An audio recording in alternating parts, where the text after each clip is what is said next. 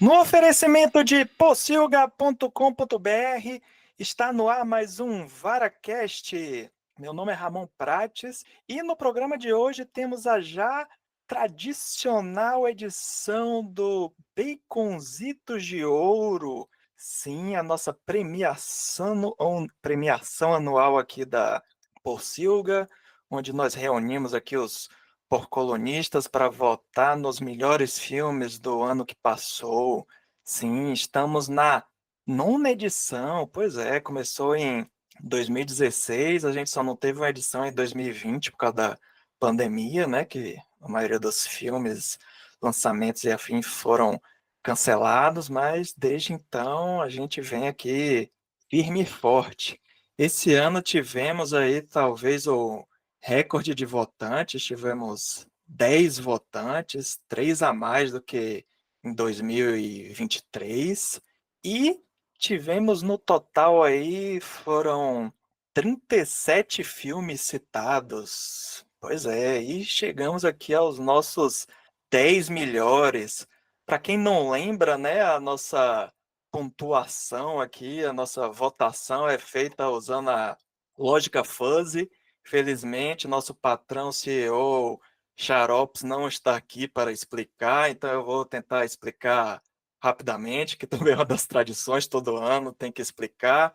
É mais ou menos cada pessoa, cada porcolonista podia votar em até 10 filmes e a ordem, né? Tipo, o primeiro lugar ganhava 10 pontos e o 10º lugar ganhava 1 ponto. Então aí, só que não, a pessoa não era obrigada a votar em 10, podia votar em um, dois, quantos eles quisessem. Então, depois dessa lógica aí matemática, a gente chegou aqui no nosso top 10. Então, vamos comentar aqui sobre eles, mas antes, deixa eu apresentar meus convidados da noite e vou pedir para cada um deles aí, durante sua apresentação, falar rapidamente aí sobre um dos filmes que eles gostaram, mas que não entrou aqui no top 10.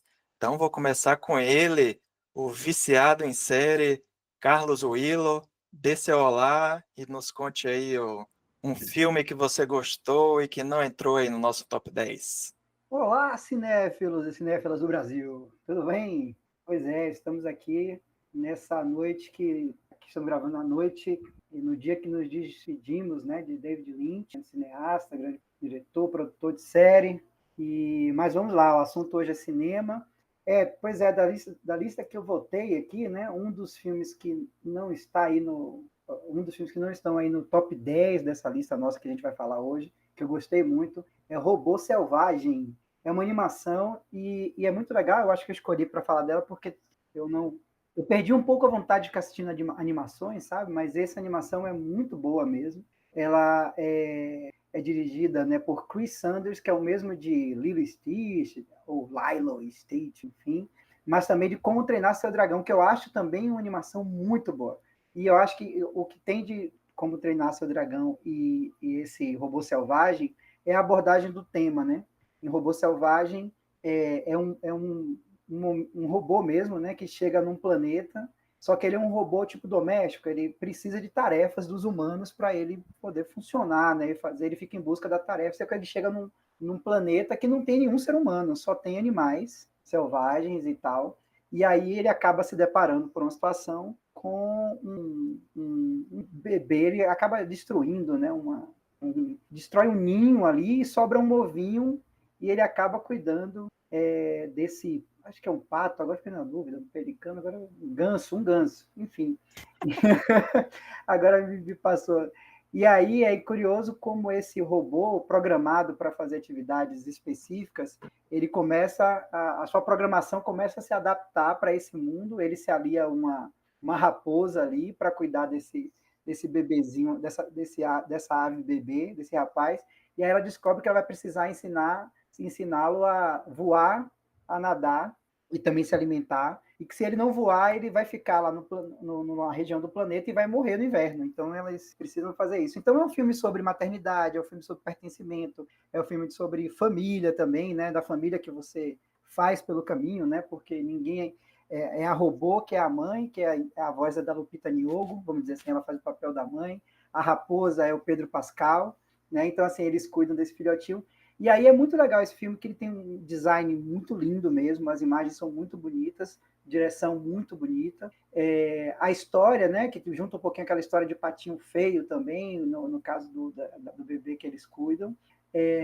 E aí é um momento em que você pega a coisa da inteligência artificial, da tecnologia, em vez de transformar num vilão, como voltou a ser comum agora nos filmes assim, é uma outra visão, né? É uma visão de como aquela programação muito automática vai cedendo lugar, vai dando lugar a uma programação mais afetiva. Eu não vou estragar o filme, dar mais spoilers, mas é isso, é um filme muito bonito, que discute temas, inclusive, como luto também. Então, eu acho que vale a pena, recomendo, e acho que foi um dos melhores filmes de 2024. E quem também está aqui é ela, outra viciada em série, que agora também aqui está mais uma vez comentando sobre cinema. Elaine, dê seu olá e conte aí o seu filme escolhido. Olá, boa noite. Olha, o meu filme escolhido e que não entrou na lista, que eu achei uma pena, assim, me surpreendeu ele não ter entrado na lista, é o filme chamado Ficção Americana. Aliás, quem fez a crítica desse filme lá no blog da Pocilga foi Ramon Prats, nosso querido host. Então, se puderem, leiam. Eu achei um filme muito sensacional, porque ele quebra essa discussão sobre o racismo, ele traz de uma forma bem humorada, mas de uma forma muito contundente, pelo menos foi a minha opinião. Então, o filme ele traz um escritor que é um professor também de literatura, que ele fica sendo pressionado para escrever livros, entre aspas, mais negros. Então, assim, e ele, né, o cara super intelectual, um cara, assim, de uma profundidade é, muito interessante, super inteligente, enfim. O editor dele simplesmente não quer: "Ó, esse livro aqui não vai vender. O que vende mesmo, meu filho, eu quero que você escreva um livro mais negro." E aí, uma hora, ele fica muito puto e ele escreve um livro de raiva.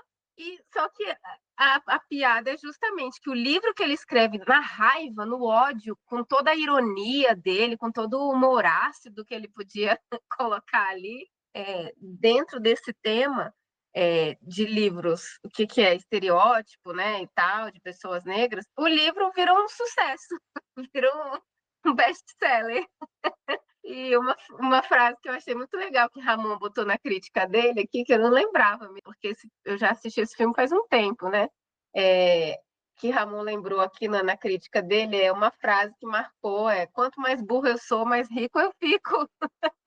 Então, essa frase, de fato, ela traduz o, como que o personagem se sente dentro desse universo literário, do que é, o que as pessoas, o que toda a branquitude acha de como são as pessoas negras e como elas se comportam.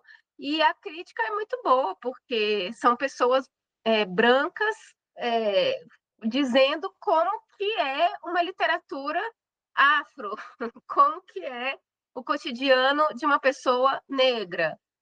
Então, é um filme, sim, sinceramente, eu não sei como ele não entrou nessa lista, é um filme imperdível.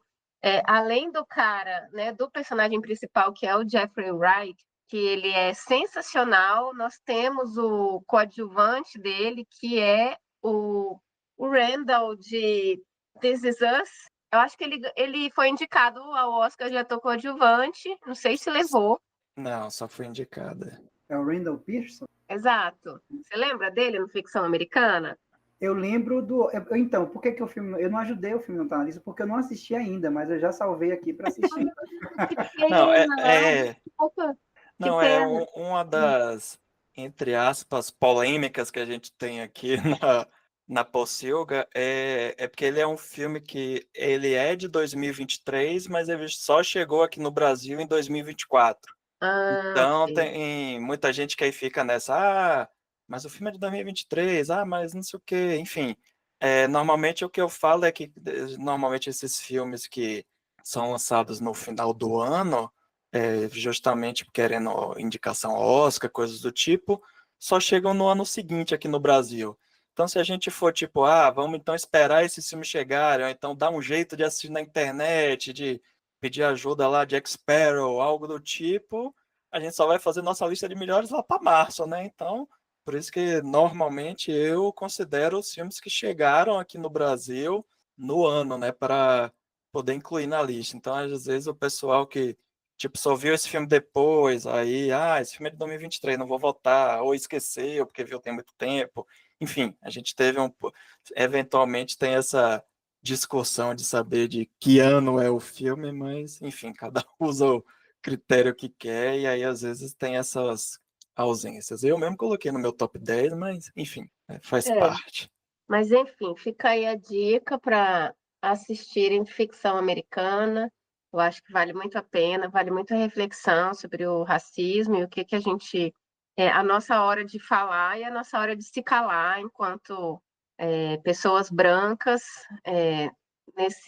do que a gente acha que são as coisas. A Djamila Ribeiro tem um livro ótimo, que eu acho que o nome do livro chama Lugar de Fala. Eu ainda não li, mas também eu acho que deve ser um ótimo livro para ler depois que você assistir ficção americana. Fica aí a dica.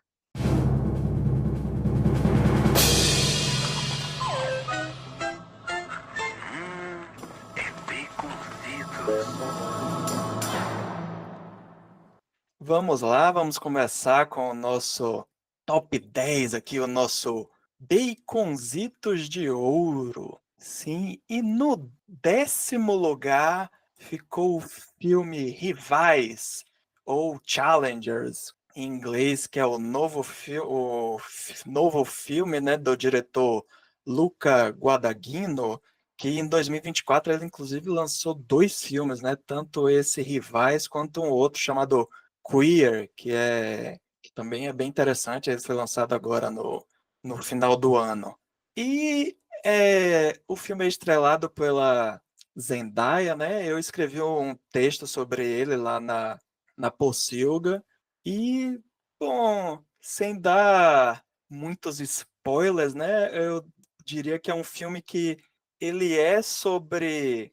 É um filme de esporte, né? Um filme sobre tênis, é sobre tensão sexual entre os 3 personagens protagonistas, de como o poder de dominação e de influência um em cima do outro. E o filme usa, né, flashbacks para contar essa história, mas basicamente nós temos 2 amigos que são jogadores de tênis, que estão em busca de uma carreira profissional e até que surge essa figura feminina, que é a personagem chamada Tashi, né, que é a Zendaya, e aí que causa um frisson entre eles, porque além de os 2 ficarem interessados por ela, também existe uma tensão entre esses 2 amigos. E tudo isso é explorado no filme, e o que é genial do filme é que ele usa um esporte, né, que é o tênis, para mostrar essa tensão entre eles dentro da quadra, né, como isso se reflete lá enquanto eles estão na partida de tênis. E, assim, desculpe vocês que são fãs de tênis, mas eu acho assistir uma partida de tênis é chato pra caralho. Mas nesse filme as partidas de tênis são brilhantes, porque a montagem do filme dá toda uma dinâmica, e apesar de não ter o contato físico entre os personagens, né, porque cada um tá de um lado da quadra, tipo, você vê uns planos detalhes assim do suor, de coisas do tipo que criam uma tensão que realmente parece que eles estão mesmo em contato um com os outros. Mas para mim o grande destaque do filme é a trilha sonora da dupla Trent Reznor e Atticus Ross, que o Trent Reznor é o fundador da banda Nine Inch Nails, que é uma das minhas bandas favoritas, e a trilha sonora desse filme é maravilhosa, véio. Tanto que eu lembro até de um negócio que virou meme durante as Olimpíadas, que gente assim comentando que estava assistindo partida de tênis e, pô, partida de tênis sem aquela trilha sonora não tem graça nenhuma, é chato como a porra. Enfim, é um filme que eu gostei bastante Quatro Bacons não entraria no meu top 10, mas achei uma boa ele estar presente aqui. Então vou passar a palavra aí. Carlos Marcos, conte aí as suas impressões sobre Rivais. Pois é um filme que eu não votei, mas eu fui assistir depois que eu vi a lista, né? Gostei muito, o filme é muito bom mesmo. O uso do tênis como metáfora para esse relacionamento, né? Muito bom. O tênis é isso, claro, tem tênis de dupla, mas o tênis é um esporte de um contra o outro, e ali a Zendaya, a personagem da Zendaya fala isso, estabelece uma relação entre os dois que estão jogando ali, né? E ali, aquela coisa de um devolver a bola para outro, também funciona muito bem como uma metáfora do diálogo e das relações, né? De como um diz uma coisa, o outro rebate de uma outra forma, de como um tenta, né? Vamos dizer assim, enganar o outro, ou conquistar o outro, ou enfim, ou seduzir o outro. Tem muito dessa coisa do tênis, assim. E aí, toda essa questão da sexualidade, da ambição, dos desejos ali, são retratados de alguma maneira o tênis, o esporte, de alguma maneira não, de todas as maneiras ali no filme, esse esporte, o tênis, ele traz essa metáfora, né, do tênis como esse diálogo, como esses relacionamentos, né? A dupla, eles dizem, né, eles jogam tênis de dupla, né, eles dois, e aí tem o fogo e o gelo, né? Aí pergunta, mas qual é qual? Aí eles não respondem, eles só dizem assim, quem você acha que é, né? Eles dizem que é um fogo e outro é gelo. E depois você percebe que tem um que é muito mais, confiante, incisivo e tal, e tem o outro que é que é o menos ambicioso, que é o que não luta pelas coisas, e é justamente esse que acaba sendo ajudado aí pela Zendaya na carreira. Mas o triângulo amoroso está sempre presente no filme, e a direção do filme faz com que sempre pareça que esteja sendo jogado esse jogo, né? De tênis entre esses três. E um outro detalhe, assim, Zendaya tá maravilhosa, eu acho que a confiança que ela tem como atriz ajuda muito, porque a personagem dela é muito confiante, sabe muito o que quer, sabe? E, assim, é vencedora, então é aquele tipo, assim, que sabe o que quer, sabe para onde vai e vai atrás mesmo, né? Mesmo diante das adversidades. E os outros dois personagens, os outros dois atores já não são tão conhecidos. E aí eu acho que funciona muito bem isso, né? Porque talvez se você colocasse ali um Tom Holland de um lado, o Timothy Chalamet lá do outro, A gente Chimeleira, vai sei lá, falar dele daqui a pouco. vamos falar dele daqui a pouco. Talvez você quebrasse um pouco isso, né? Porque a ideia é que os outros dois personagens, assim, eles consigam, ela tem um raio de influência sobre eles, assim, que é muito bom. Então, muito bem, vamos seguir aqui adiante com o nosso nono lugar, e é o filme Zona de Interesse, que também concorreu ao Oscar no passado. Tem um texto aí maravilhoso de Elaine, vou pedir para ela comentar também um pouco aqui sobre o filme. E esse diretor, Jonathan Glazer, é um artista, né, um cineasta que ele não faz assim aqueles filmes tradicionais. Normalmente nos seus longas-metragens ele sempre está em busca assim de causar sentimentos, né? Assim, seja estranheza. Os filmes dele sempre são fora do comum, digamos assim. E aí nesse filme ele apresenta que seria uma dinâmica razoavelmente tradicional que a gente vê o dia a dia, né, de uma família só que tem o detalhe que é uma família que mora do lado do campo de concentração lá de Auschwitz, na Alemanha, durante a Segunda Guerra. Então temos aí a questão do o desenho de som do filme, que é maravilhoso, que enquanto está lá o pessoal, a mãe, a filha, os filhos, né, o pai, tipo, num dia a dia, enquanto isso você está vendo os detalhes, né? Você ouve barulho de tiro, de gente gritando, tem barulho de moto, que é para amenizar esses sons. Então é um filme que ele causa um desconforto, né? É um filme que infelizmente ainda é muito atual, tem assim diversos simbolismos, coisas que a gente poderia fazer um podcast só sobre ele, porque tem muitos detalhes e é um filme que assim que acaba o filme, você fica meio assim, sem saber, tipo, o que foi que aconteceu, tipo, eu gostei disso, não gostei. Eu lembro até que eu fui assistir junto com com a Elaine e com minha digníssima esposa, Tássia, e depois da sessão a gente foi, tipo, caindo na ficha, né? Tipo, pô, e aí? A gente gostou, não gostou? Aí começou a comentar sobre os detalhes, e aí, tipo, a cabeça explode, sabe? É um filme que deixa muitas reflexões, muitos pontos aí a serem observados. E é isso, acho que foi bom que ele entrou aqui no nosso. Entrou, tá no meu top 10 também, está aqui no nono lugar. Então, quem quer começar comentando? Para mim, foi assim, tá no meu top 5, porque para mim é um filme inesquecível, assim, porque essa, esse cair de ficha, assim, eu valorizo muito obras de arte que a gente vê ou escuta ou assiste e a gente passa dias depois é, refletindo é, sobre aquele tema, né? Sobre o que a gente viu, o que a gente ouviu. E Zona de Interesse, para mim, é um desses filmes. Eu só comparo ele nesse sentido de ficar caindo a ficha até dias depois e a gente ficar refletindo aqueles temas. Eu só comparo ele com Bacurau, que Bacurau eu também fiquei assim umas 2 semanas pensando. E o filme, ele realmente, como ele trata de um tema já muito batido, né, em termos de cinema, que é campos de concentração durante a Segunda Guerra Mundial, a questão do nazismo.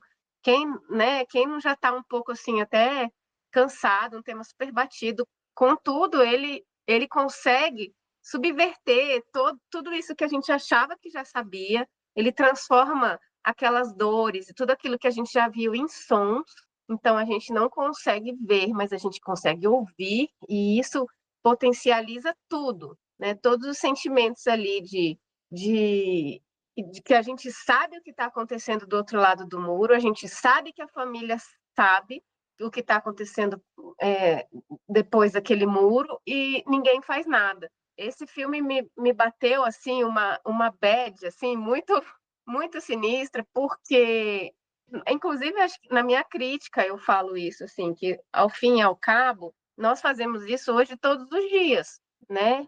Quando a gente vê uma pessoa em situação de rua e a gente não tem outra muitas vezes outra reação a não ser tipo, ai meu Deus, a gente para no sinal e a gente, ai meu Deus, lá vem uma pessoa pedir e agora, e a gente tem que virar as costas e cada um faz alguma coisa, mas a gente sabe, sempre aquele sentimento de impotência, de não é o suficiente, não é o suficiente, e de toda forma a gente está sempre virando a cara para a miséria, né?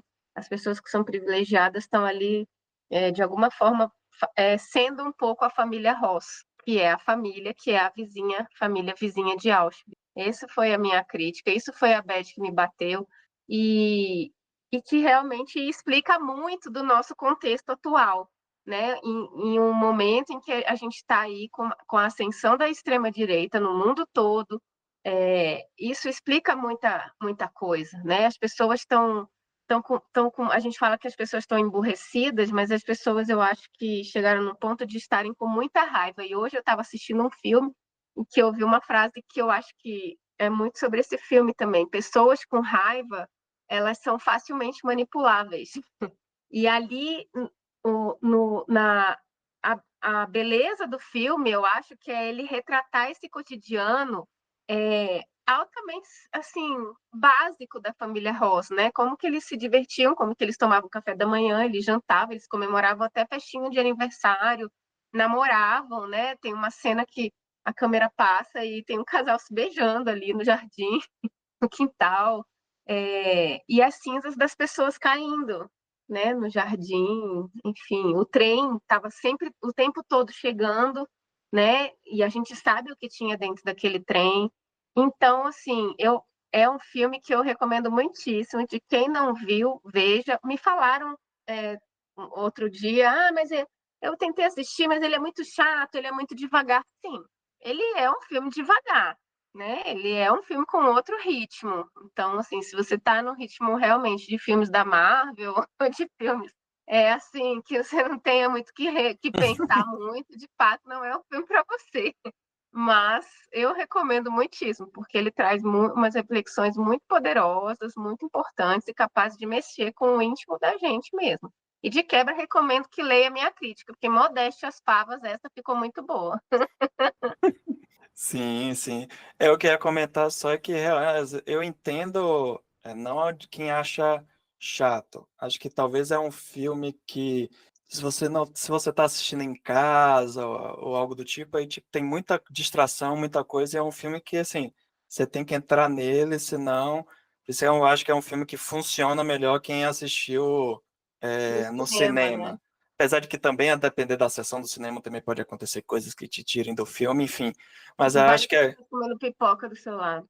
é, não só, eu acho que nem a pipoca, tipo, falando, você acende uma luzinha de celular, enfim, essas coisas que infelizmente acontecem. E quando você tá num cinema também, às vezes quando você tá em casa, você dá play num filme, aí só 10 minutos, achei chato, não quero mais ver essa merda, não. Aí você muda, tem outros 1000 filmes para você assistir.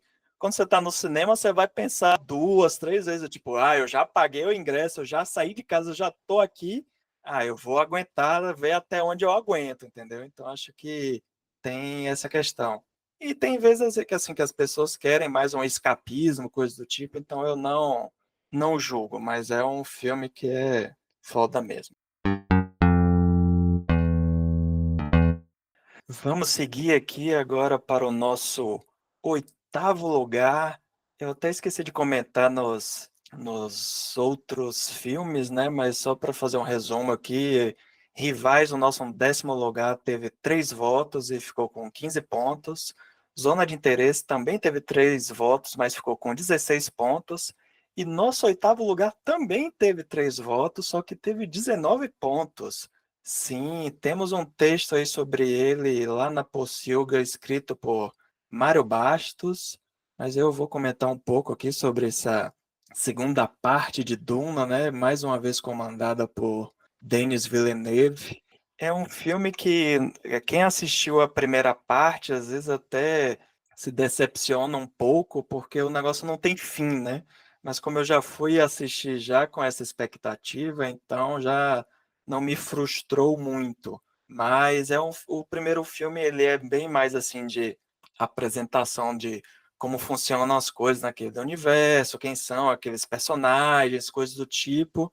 Então, quando chega aqui no segundo filme, é que realmente você vai ver o que é que realmente a história diz a respeito, né, sobre essa exploração da figura do que seria o Messias, né, interpretado aí o Paul Atreides, interpretado pelo Timothée Chalamet. Estamos aqui falando já dele novamente, e não temos aqui Xarops, que é o nosso especialista em línguas estrangeiras, que sabe falar o nome de todos os artistas, mas é um filme que foi um dos maiores sucessos de bilheteria de 2024. Foi, não sei, ele não chegou a ser unânime, mas foi assim, as críticas foram muito positivas, assim, vi muita gente dizendo assim, das melhores ficções científicas de todos os tempos e tal. Acho que talvez ainda precise de um certo distanciamento para afirmar isso, mas eu acho que é um grande filme. Quase entrou no meu top 10 lá na minha lista, lá no meu blog, no Turminha do Ramon, eu coloquei ele nas menções honrosas, mas é um filme que para mim é 5 bacons, que eu gostei bastante.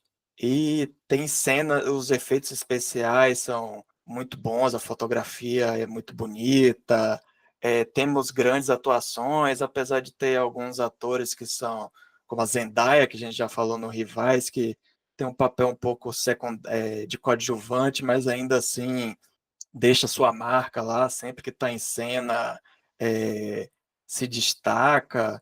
E é um filme que também fala, né, dessa questão de algo que a gente já citou aqui, né, dessa questão da extrema-direita, de fake news, de uso da religião para manipular as pessoas. É um filme que é muito atual. Assim, você pode fazer muitas leituras em relação ao mundo atual, da escolha do Messias e de como as igrejas, né, usam esse tipo de influência para manipular as pessoas.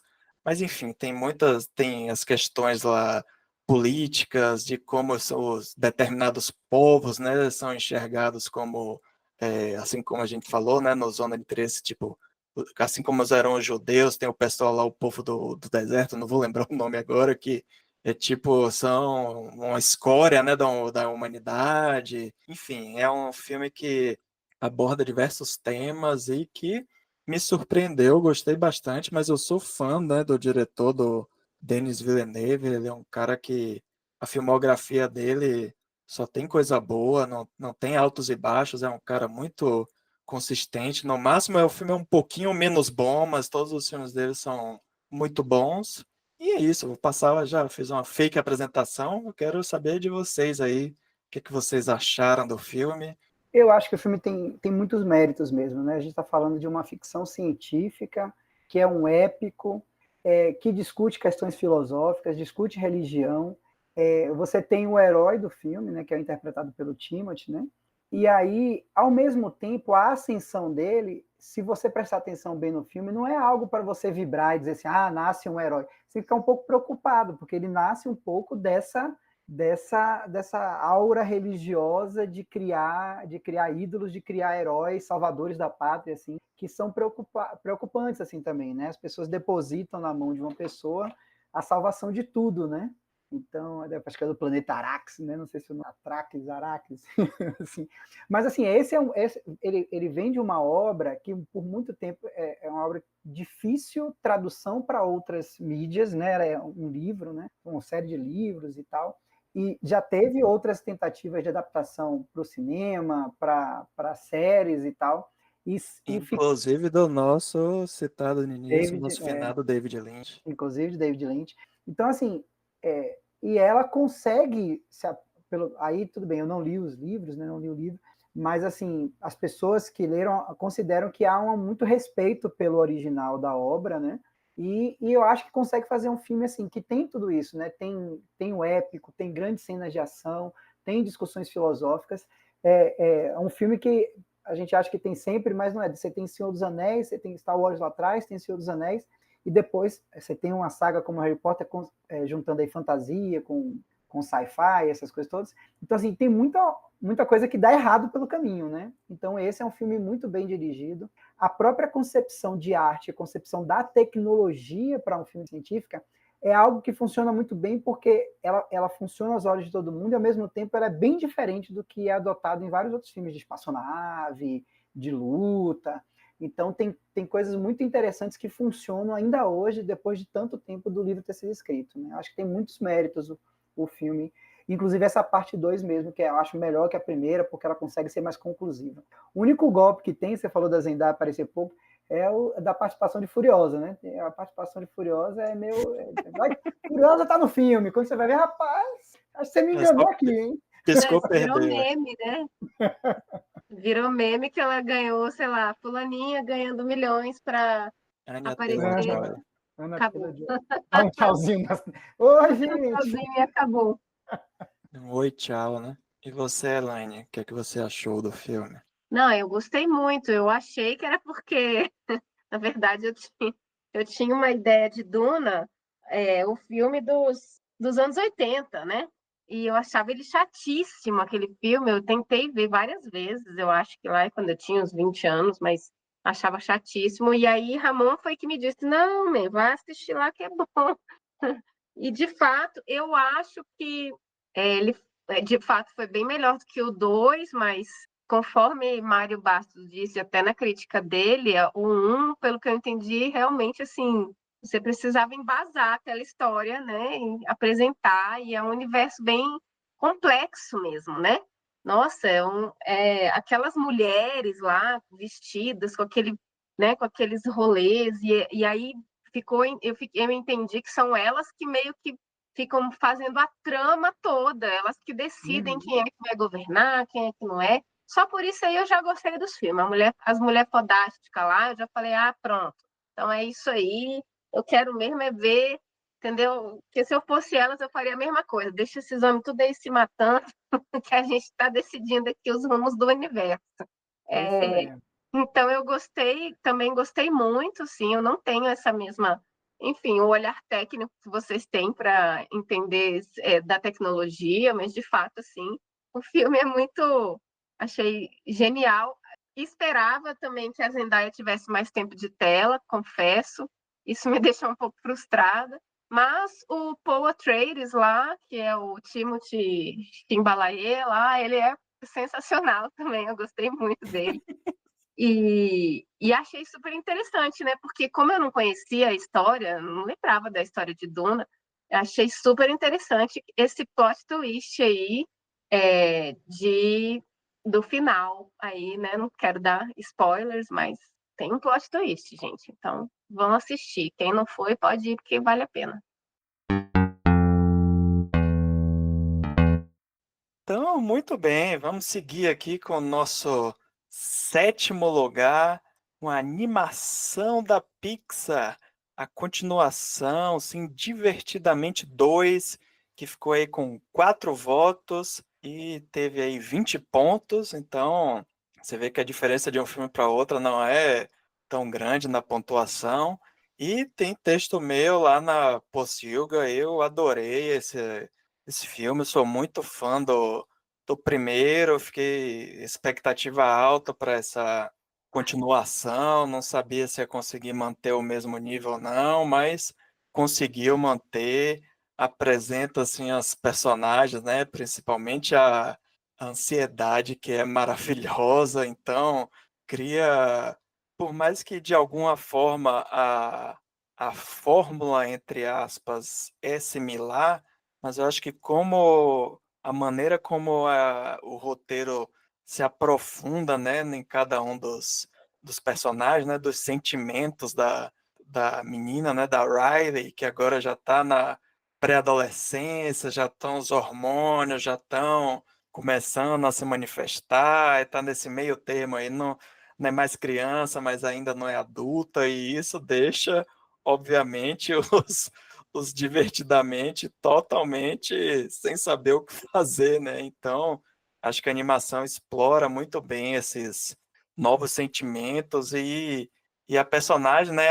Eu gosto que a alegria, né? Ela tá é sempre a líder, né? É sempre que teoricamente aqui todo mundo sabe o que todos acham que ela vai saber o que fazer, mas tem horas que ela diz, não, eu não sei o que fazer. Então, acho que é uma boa metáfora aí sobre os nossos sentimentos, né? Como é que funciona a nossa cabeça.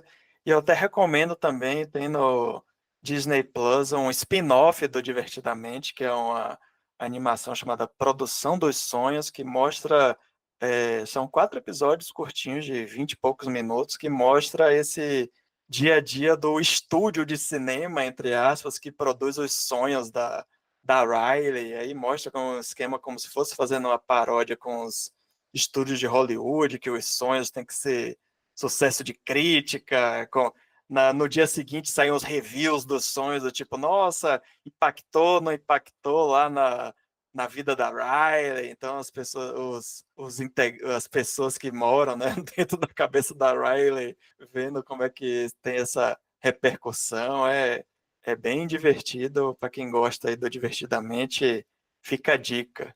E aí me contem aí vocês o que é que vocês acharam de Divertidamente 2.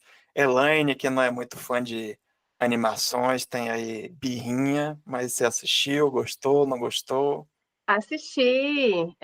Então, eu realmente não sou muito fã de animações, mas Divertidamente é uma que sempre me alegra assistir. E tanto é que quando saiu o 2, eu realmente me programei para assistir. Achei fantástico, porque, como você disse, embora a premissa seja exatamente a mesma, os temas, eles são sensacionais, né? Porque eles conseguem, eu sempre acho fantástico como em Divertidamente eles conseguem trazer temas tão difíceis, tão profundos, de uma forma muito leve, de uma forma, né?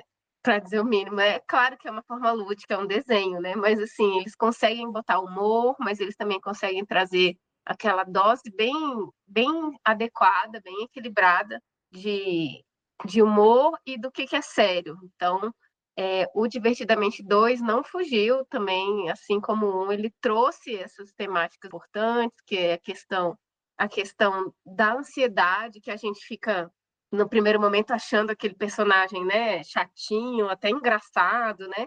E é uma coisa muito séria, né? Uma coisa muito grave e que vai escalando, escalando, e se a gente não prestar atenção, isso tem severas consequências mesmo nas pessoas, como e que a gente deixou ali para trás, assim. A única coisa de fato assim que eu achei um pouco que seria uma crítica assim é de como aquela menina com, sei lá, 12 anos, como ela amadurece, né, nessa pequena jornada aí do desenho. Porque eu, assim, não seria capaz de fazer o que ela fez no final do filme com 40 anos de idade. Ela fez com 12. Então é a única, mas de toda forma, enfim, eu acho que é claro que é porque o desenho tem que dar um closure ali naquela questão e eu acho muito didático mesmo, acho importante que traga dessa forma, assim. E amei, né? Divertidamente é aquele desenho que eu espero que tenha um 3, um 4, um 5. Eu não sabia desse spin-off, senão acho que eu não teria cancelado a Disney, Disney Plus, mas vou tentar assistir aí, quem sabe eu não volto com a Disney Plus. Gostei da dica. Você, Willow. É o botão da puberdade ativado, né? Não, o filme é muito bom, né? Eu acho que eu ainda gosto do primeiro, mas é isso. O primeiro também tem aquela coisa da novidade, né? No segundo você já entende a mecânica, você já sabe o que esperar mais ou menos, mas ainda assim tem tudo isso que vocês já falaram, né? Acho que não delongar muito mais. E esse didatismo do filme dessa forma leve, dessa forma emocionante, tocante, a gente chora com o filme, a gente ri com o filme, ela é muito boa, né, para falar sobre as emoções e também não ficar também vilanizando emoções, né? Eu acho que isso é muito importante. Tem um momento recente, né, que começou-se a falar assim, que veja, a raiva é uma coisa ruim, você não deve sentir raiva. Não, a primeira coisa que você precisa saber, eu não estou aqui dando de psicólogo nem de psiquiatra, mas assim, você precisa reconhecer que você está com raiva, né? Não vai negar que a raiva existe, você não vai negar que a ansiedade existe. Mas essas coisas, de um modo equilibrado, elas vão funcionar, elas vão ter razão para existir na sua vida, né? E o Divertidamente, ele fala sobre isso, ele fala para crianças, ele fala para adultos, com muito cuidado e de maneira divertida mesmo. Você gosta, você assiste o filme do início ao fim, né? Obviamente, e muito feliz por acompanhar essa jornada da Riley. De fato, é um amadurecimento bem rápido ali, né? De fato, tem mesmo. Mas ainda assim, é uma história muito bacana. Você tem vontade de continuar acompanhando. Né? Teve um curtazinho que eu acho que é dos pais, né? Inclusive, né? Da mãe. E aí um namoradinho chegando e tal. Tem um curto. Então, assim, aí você vê o cérebro dos pais, como já é outra coisa, bem diferente. Já não é a alegria comandando ali e tal. Então, assim, é muito divertido, assim, de fato é divertido, ama divertidamente. O nome ficou muito bom no Brasil, um bom roteiro, né, com ótimas ideias, eu acho que vale muito a pena. Tá? Tem motivo de estar aqui na. Muito bem, muito bem. E fechando aí nossa primeira parte aí dos 10 melhores filmes, né? Temos aqui o nosso sexto lugar, que é Furiosa, uma saga Mad Max, que teve menos votos, teve 3 votos, só que teve votos, assim, quem gostou, gostou bastante, no final das contas teve 26 pontos, e está aqui na nossa sexta posição. Tem texto meu lá na Pocilga. É um filme que eu gostei bastante, mas não entrou no meu top 10, ficou lá naquelas menções honrosas que eu já comentei. Mas é um filme que me surpreendeu positivamente, porque ele não segue necessariamente a mesma fórmula, né, do Estrada da Fúria, que eu fico até brincando, dizendo que Estrada da Fúria é basicamente o filme que os personagens eles vão, e depois eles voltam. Então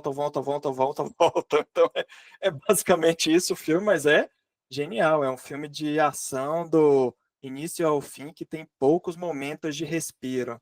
Já esse Furiosa é um filme que está interessado em explorar melhor a personagem, contextualizar, e eu acho que o filme é dividido, né, mais ou menos em capítulos, em atos, e cada parte do filme tem assim o seu clímax, que é uma cena de ação, e é curioso que cada uma delas é totalmente diferente uma da outra. E a personagem, né, a atriz, a Anya Taylor-Joy, tá fantástica no filme. Ela entrega uma atuação que ela é muito física, é um personagem que não tem muitas falas, então você vê muitas coisas assim de como ela se expressa nos olhares, coisas do tipo. Ela entrega muito do sentimento, né, do que ela tá passando.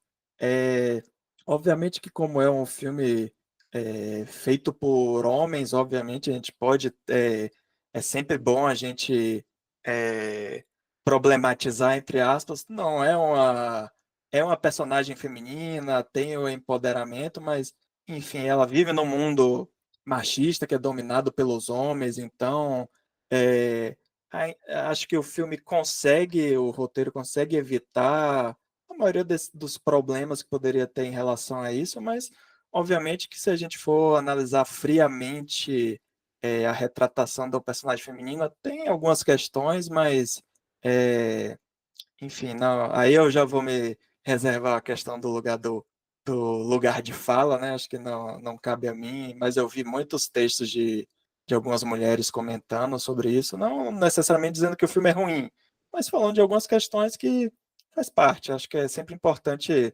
é, a gente discutir isso, né? Quando a gente está falando de arte, né? De como o filme, né? Como isso impacta o espectador. Acho que nos filmes que vêm a seguir, a gente talvez fale um pouco mais sobre isso.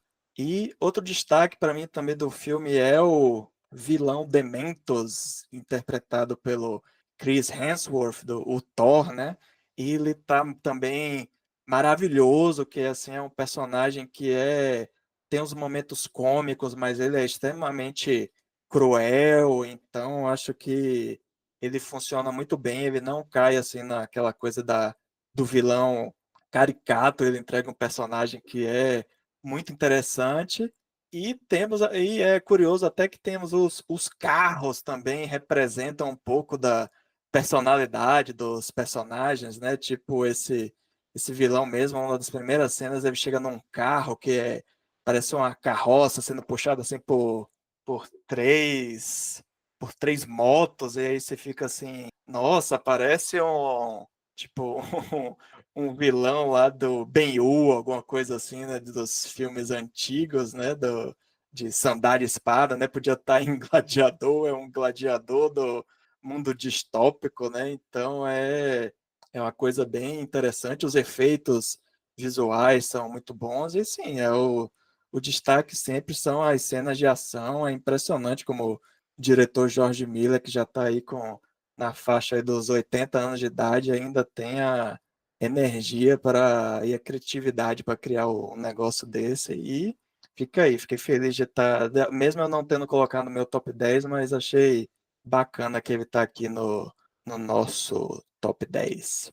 Eu sei que Elaine, eu vou passar a palavra para a Elaine só para ela contar da birrinha dela, que ela não gosta de Mad Max, e depois a gente passa aí para o Willow comentar o que é que ele achou do filme. Vai lá, Elaine. Você sabe que até esse momento eu não sabia muito por que eu não gostava de Mad Max. Aí agora que você falou, que eu acho que eu entendi.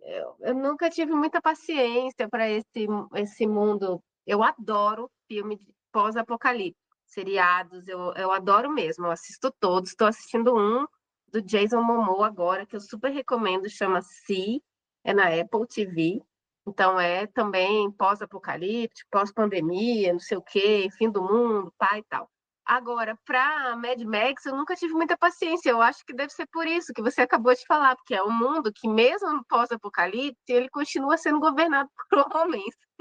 E isso é muito chato. E realmente, assim, imagina, eu era criança assistindo lá o Mel Gibson. Você não vê nada de representatividade, assim, tipo, eu nunca tive interesse mesmo nessa franquia, porque E mesmo quando agora, aí você fala, pô, mas agora que surgiu uma mulher, aí você não foi? Olha, então, não fui. Mas é porque eu realmente tenho muita preguiça dessa franquia. Aqueles carrinhos eu acho um saco. Toda vez que tem uma corridinha desses carrinhos do Mad Max, aí ela vem, e agora é a cena da corridinha. Acho muito chato esse negócio de lutinho o tempo todo, entendeu? Eu não tenho mais paciência para essa coisa super, assim, testosteronada, assim, que é a franquia de Mad Max. Então, é só isso mesmo. Eu concordo em parte com sua crítica, só lembrar, tem no terceiro filme a gente tem a personagem da Tina Turner, que também é uma Tina mulher que Turner, domina, é a líder lá de uma das, Acho que esse eu não vi. é a Cúpula do Trovão. Cúpula do É, eu, Trovão, eu é. sei da música, mas eu não Sim, vi. sim. Eu acho que eu não vi. Mas enfim, entendo totalmente o que você quer dizer. Então vai lá, Willow, conte aí as suas impressões do filme. Eu gosto do filme, tá? Ele não tá no meu top 10. Eu gosto do filme. Gosto muito do início dele, inclusive, quando ainda não é a Anna Taylor-Joy, é uma garotinha, né? Começa com uma garotinha. Eu gosto muito daquele início. Não que a Anna Taylor-Joy não esteja bem, eu acho que muitas vezes ela consegue atuar só com o olhar, e isso não é fácil, porque não é caricatural, assim. Ela, com o olhar, ela consegue transmitir, dizer muita coisa. Ela tem um olho diferenciado, vamos dizer assim. Realmente, ela tem e ela consegue atuar muito só com o olhar e tal. Acho as cenas, isso que você falou, Ramon, do diretor, com essa idade, ter essa energia para fazer tudo que ele faz, a gente ouve falar, né, que outros diretores ficam assim, cara, como é que você dirigiu isso? Como é que você fez essa cena? Não tem efeitos especiais, como é que você fez a câmera passar por aqui, entrar por... Como é que você fez isso? E é realmente muito inventivo, assim, né?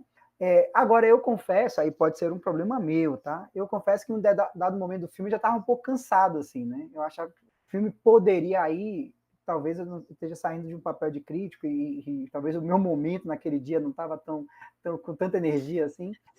Eu confesso que o filme poderia ser mais curto para mim, que aí ele seria, talvez eu tivesse assim gostado ainda mais do filme, né?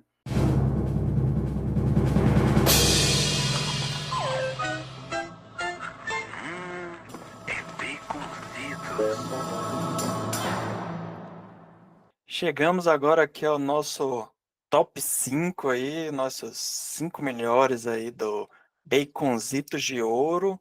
E no quinto lugar temos aí o filme Vidas Passadas, que também teve 3 votos, mas quem votou também gostou bastante. Eu estou nessa lista. O filme entrou no meu top 10, então ele ficou com 29 pontos. E é um filme de estreia da diretora e roteirista Celine Song, que ela é da Coreia do Sul e foi morar no Canadá. E a história é levemente inspirada na sua própria experiência, né? Ela foi para o Canadá e virou cineasta, mas a personagem ela se muda para os Estados Unidos e vira escritora, se eu não me engano. E aí temos 3 linhas do tempo, né, que mostra primeiro ela quando era criança e ela tinha tipo um melhor amigo, depois já no início da vida adulta, com 20 e poucos anos, quando ela volta a ter contato com esse amigo, mas eles conversam todos os dias, se falam pelas redes sociais, pela internet e tal, mas ele continua na Coreia e ela nos Estados Unidos. E por último, que seria a linha do tempo atual, que é ele já com os dois já na casa dos mais de 30 anos, na faixa dos 30 anos, e ela já está num relacionamento e ele acabou de terminar um relacionamento amoroso que durou bastante. E é aí que finalmente ele resolve ir lá em Nova York visitar essa amiga. E aí, desse encontro aí que surge esse, essas possibilidades, né? Do tipo, será que agora eles vão conseguir ficar juntos? E mostra a reflexão do quanto a protagonista, né? Que o nome é a Nora Moon, interpretada de maneira brilhante pela atriz Greta Lee, de como ela, assim, como ela passou uma parte da infância na Coreia, depois foi morar nos Estados Unidos, então tem essa questão de ela se identificar em parte com a própria cultura coreana, mas também ela tipo, cresceu, amadureceu na cultura de outro país, então ela meio que nem é coreana, nem é americana, dependendo do ponto de vista. E quando ela reencontra essa pessoa do passado, ela tem esse encontro também com a própria cultura, né? Então é um filme muito bonito, é agridoce, mas é maravilhoso e é até curioso como o filme começa com a cena que mostra ela, né, num bar e de um lado tá o namorado barra marido atual e do outro tá esse amigo, né? E aí você vê pessoas à distância olhando esses três conversando e aí as pessoas tentando entender, né? Não, será que eles são três amigos? Ah, não, mas aqueles dois ali, os dois são coreanos, eles podem ser, sei lá, irmãos, primos. Ah, não, mas é um casal e o outro é um amigo, não sei o quê. Então, a partir dessa curiosidade, que é meio que um reflexo, talvez, do próprio espectador, né, quando conhece a história, é que a diretora vai lá e começa a contar a história. É um filme maravilhoso, recomendo aí quem ainda não assistiu, assista. A gente comentou bastante também sobre ele no nosso Varacast do ano passado, sobre o Oscar, que o filme foi um dos indicados aí a melhor filme, teve outras indicações, então fica aí a recomendação. Achei muito bom que ele está aqui no nosso top 10 e tá entre os 5 melhores, fiquei muito feliz. E vou passar a palavra agora para o Willow, me conte aí o que é que você achou do filme. Ah, eu sou absolutamente fã desse filme, acho ele lindo, assim. É, é difícil descrever, assim, porque de fato você já falou bem do filme. É um contato que essa mulher que saiu criança ainda, pré-adolescente, de uma cultura foi para outra, tinha uma amizade extremamente forte com esse menino. Eles se reencontram e ao se reencontrar, ela se reencontra com a cultura e com tudo que ela poderia ter sido na vida dela. E não é nem um filme sobre do tipo assim, sobre possibilidades da vida, decisões que mudaram o caminho que eu tomei na minha vida. Não é exatamente sobre isso, mas é de lidar com aquilo que não foi e lidar com aquilo assim, tipo, pô, poderia ter minha vida ser completamente outra, eu poderia inclusive estar hoje vivendo um amor com esse cara aqui que eu reencontro agora, mas a vida me levou para outro lugar e de alguma maneira eu tenho que me despedir disso que não aconteceu, disso que não foi, sabe? Então eu acho isso muito lindo, assim, porque a gente vive isso muitas vezes. Ou abraçar de vez, né? Ou abraçar de vez, é. Ou Fica. abraçar de vez. Faz sentido. Então, assim, é isso, mas tem a gente, a gente muitas vezes olha, assim, do tipo para trás, e muitas vezes, assim, pô, mas onde eu estou aqui tem um motivo. Eu tenho uma história para ter chegado onde eu cheguei, sabe? E claro que eu posso ter um saudosismo de olhar para trás e pensar que as coisas poderiam ser diferentes, eu poderia ser uma outra pessoa, pensar outras coisas. Eu sinto saudade eu tenho saudade, na verdade, de sentimentos que eu tinha do passado, de sentimentos que eu tinha em relação ao grupo de amigos que eu tinha, a, sei lá, de um primeiro amor. Você tem saudade do que você sentia naquela época. Então o filme aborda todas essas questões, né, de forma muito bem feita mesmo, porque você entende pelo que as personagens estão passando ali. E poderia trazer muito uma coisa do tipo assim, uma coisa mais sexualizada, ou uma coisa mais do tipo de triângulo amoroso, e aí não estou desmerecendo nem um pouco o filme de Rivais, porque não, é outra proposta, mas ele é um filme que poderia cair muito para uma disputinha de pessoas por uma mulher, ou de uma mulher decidindo com quem ela quer ficar, e não é sobre isso, no final das contas, sabe? É sobre todo esse olhar para quem ela poderia ter sido, para a cultura de onde ela veio, para onde ela está agora, sabe? E ela se encontrar nesse lugar e se perceber nesse lugar. E o que ela faz com isso, o que ela faz com todos esses sentimentos. Então é um filme muito lindo, muito bem dirigido. Eu não sabia que era a estreia da diretora, então acho que ela estreou de uma forma assim estupenda, assim. Muito bem, muito bem. Então, vamos seguir aqui para o nosso quarto lugar, que ficou com o filme francês Anatomia de uma Queda, que tivemos aí 5 votos, ficou com 33 pontos e tem texto meu lá na Pocilga. Esse filme ficou na minha lista de melhores, eu acho o filme maravilhoso. A diretora Justine Trier fez um trabalho maravilhoso, né? Que até no meu texto eu pergunto, né? O que é a verdade, né? Que acho que o filme é, fala sobre um caso, né, ocorrido e que não importa, né, a questão do se a pessoa, se a protagonista cometeu ou não o crime, sim como se é que foi um crime, né, e sim como a história é contada. Então ela faz a crítica sobre como funciona o sistema de justiça, né, a questão do você é inocente até que se prove o culpado, e entram questões de como a protagonista lida com machismo, patriarcado.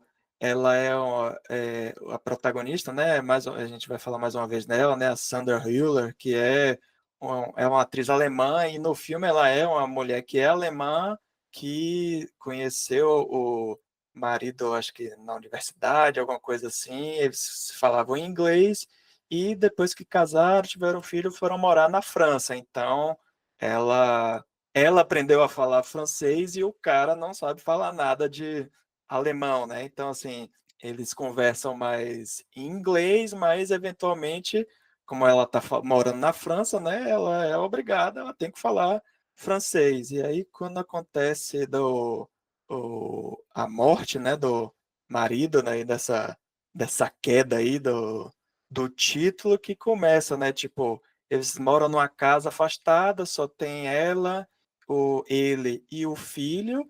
O filho é um pré-adolescente, ele é uma pessoa é não visual, né? Ele é cego, e então só existem basicamente poucas possibilidades, né? Ou o cara se matou, ou ele caiu sem querer, ou a mulher matou ele.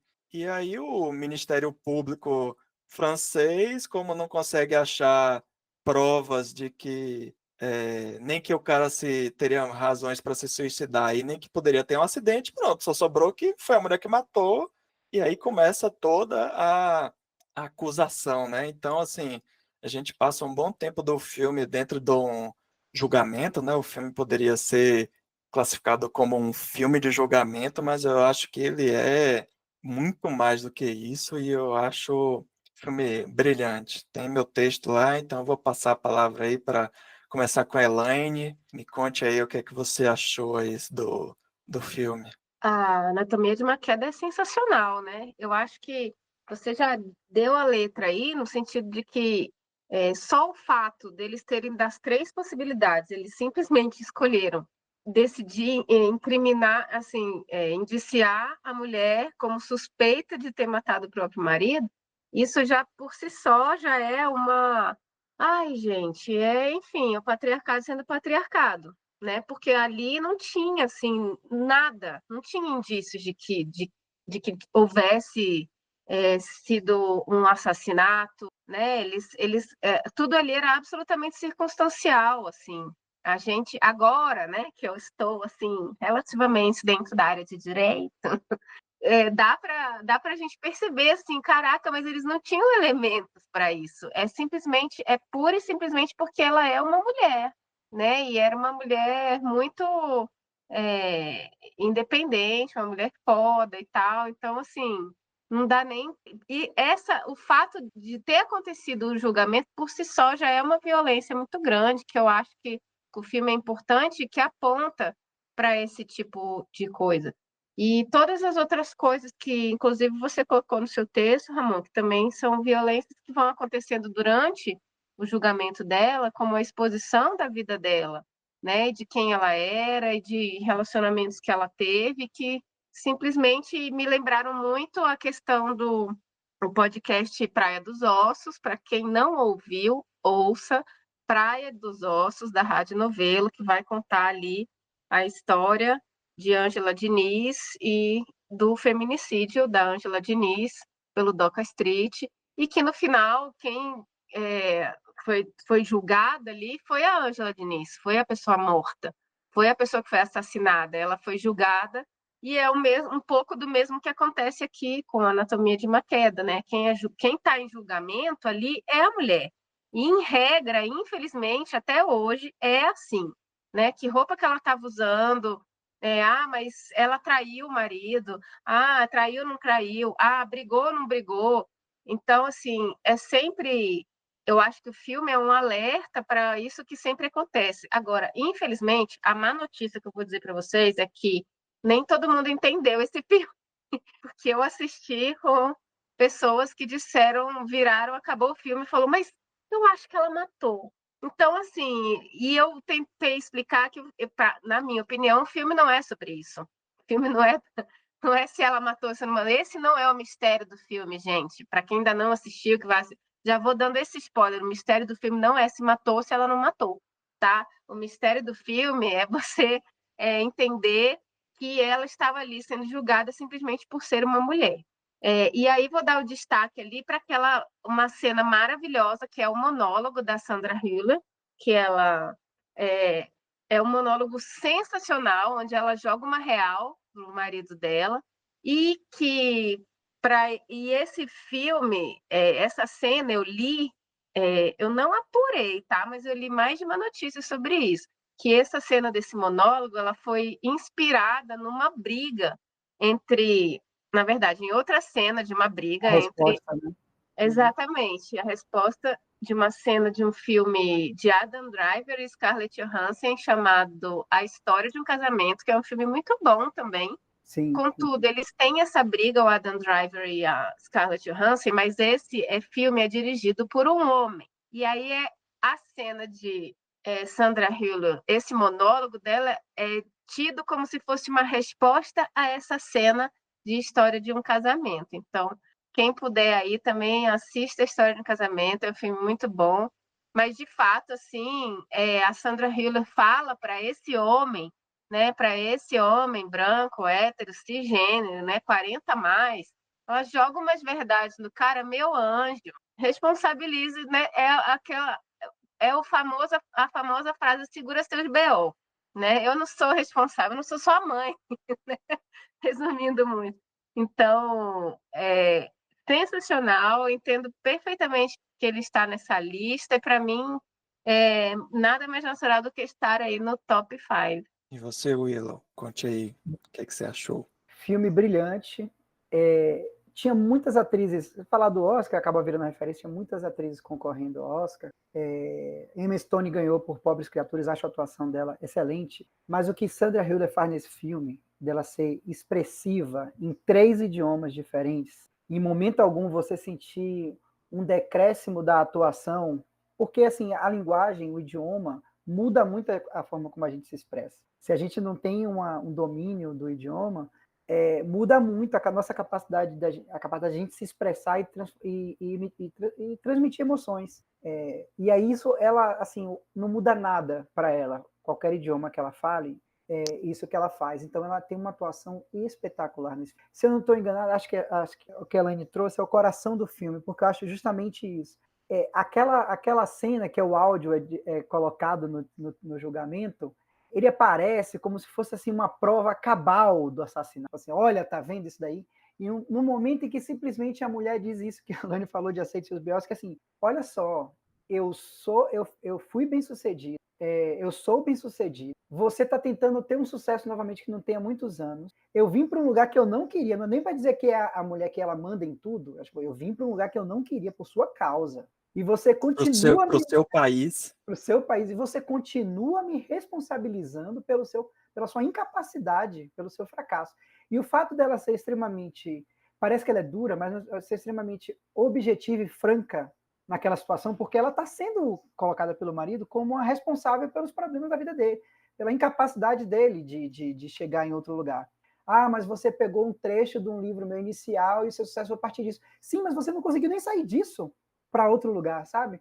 E aquilo ali é exibido, aquilo é mais uma violência que é praticada contra ela, a intimidade dela colocada ali, do tipo assim, olha como ela trata o marido. Então, tipo assim, e é exatamente isso que vocês falaram, assim. No final, eu vi muitas críticas falando isso, na época que eu vi o filme, do tipo, e o filme faz para que você fique na dúvida se ela cometeu o crime ou não. Não! Pelo menos na minha opinião, tá? Eu não vou ser tão... Não é isso, cara. Tipo, Não, é não, gente. Não. Não é só sua opinião. O filme não é sobre isso. então, assim, porque tem toda aquela coisa de mostrarem os especialistas, e o que os especialistas dizem, ele não pode ter caído aqui se ele caiu sozinho. Tem que ter sido importante para você, mas como é que ela empurraria esse cara? Ele estava desequilibrado e ela...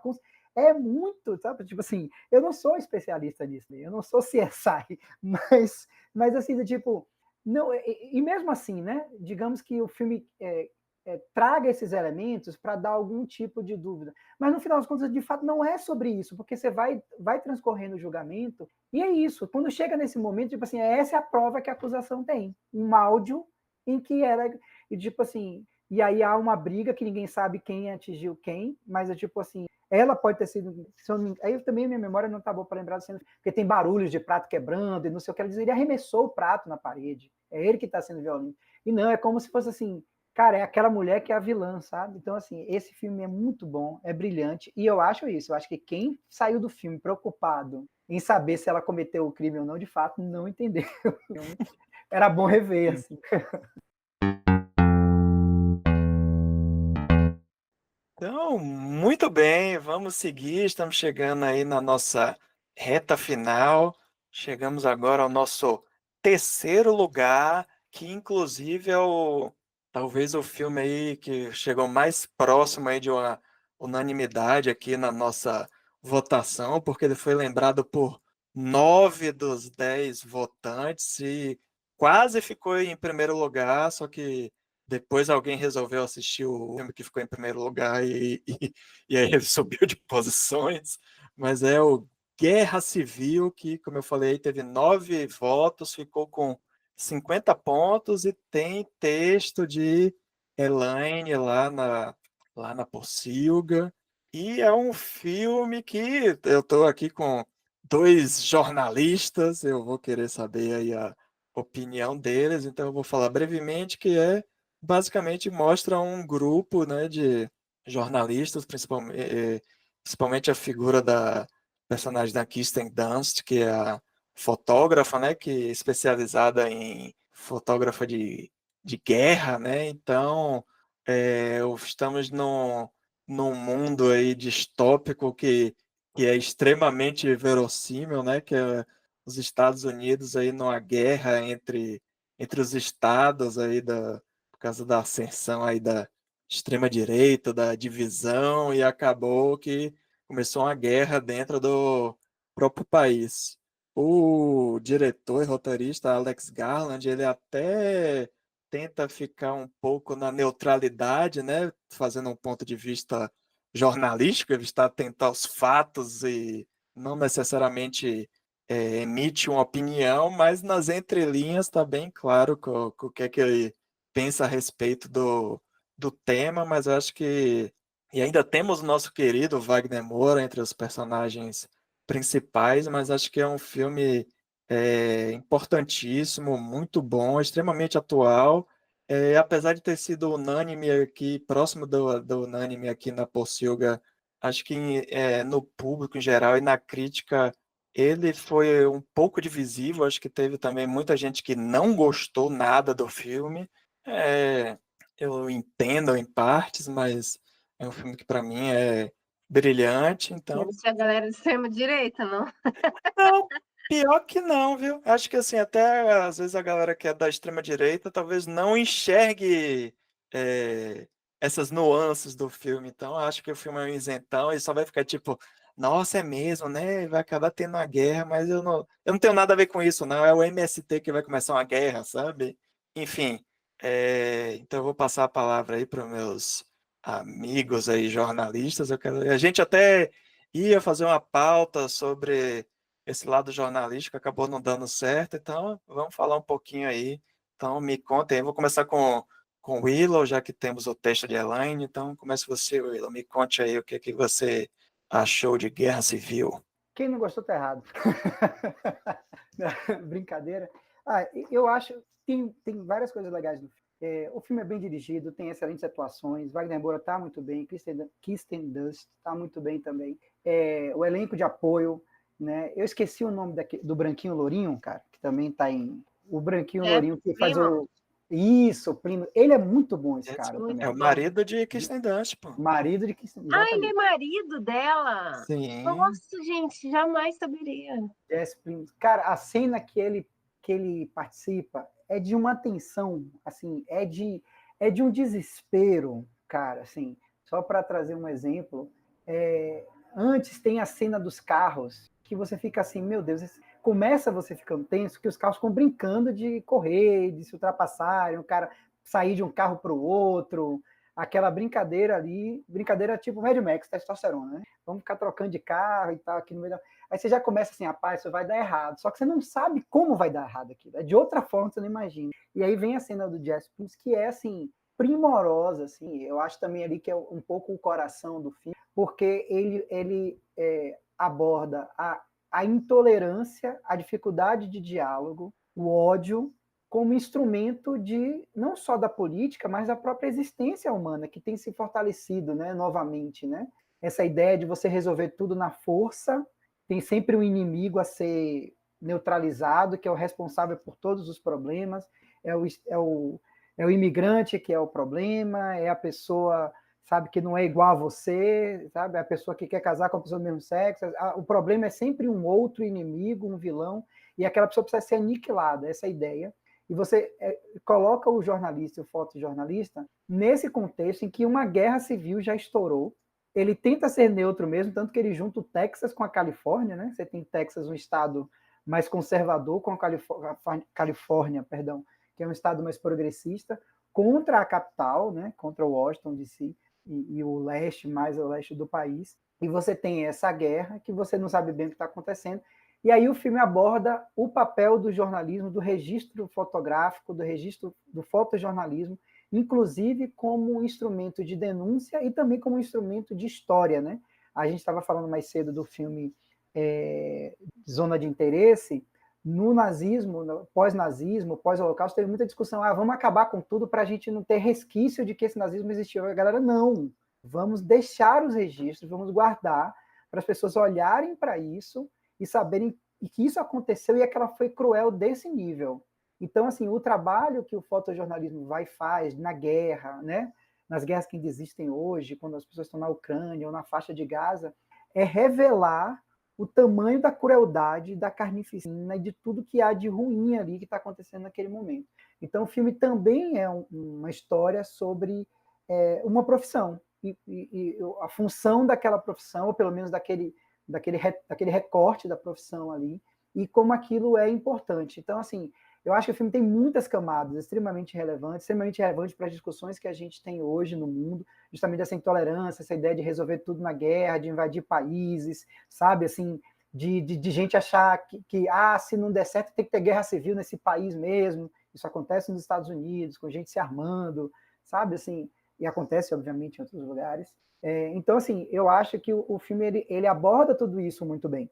Eu tenho eu tenho uma crítica na última, exatamente a última cena do filme, que é uma foto lá, porque o repórter ele acaba, enfim, não sei que ele dá muito spoiler, mas de alguma maneira ele entra em uma forma ali na cena final que eu questiono ali, assim, aquela última foto ali e tal, me trouxe um incômodo. Não vou detalhar muito aqui para não ter spoiler, mas de resto eu acho o filme excelente para discutir essas coisas.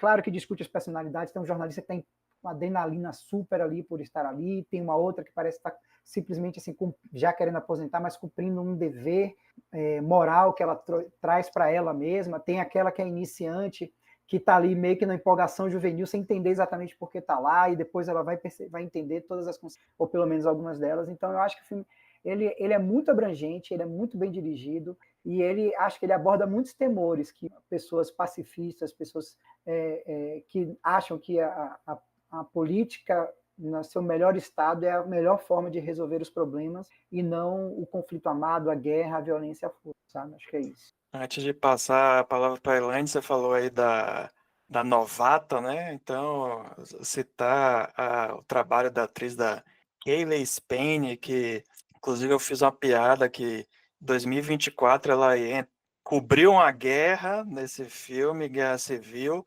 lutou contra aliens no Alien Romulus e ainda no início do ano 2024, final de 2023, ainda teve que lidar com Elvis, que ela é a Priscilla Presley no filme lá da Sofia Coppola. Então foi um grande ano para essa atriz, mostrou aí trabalhos bem diversos e que ela brilhou em todos os três. Então, agora passando a palavra para a Elaine, que escreveu o texto, me conte aí mais, principalmente desse ponto de vista aí de jornalista.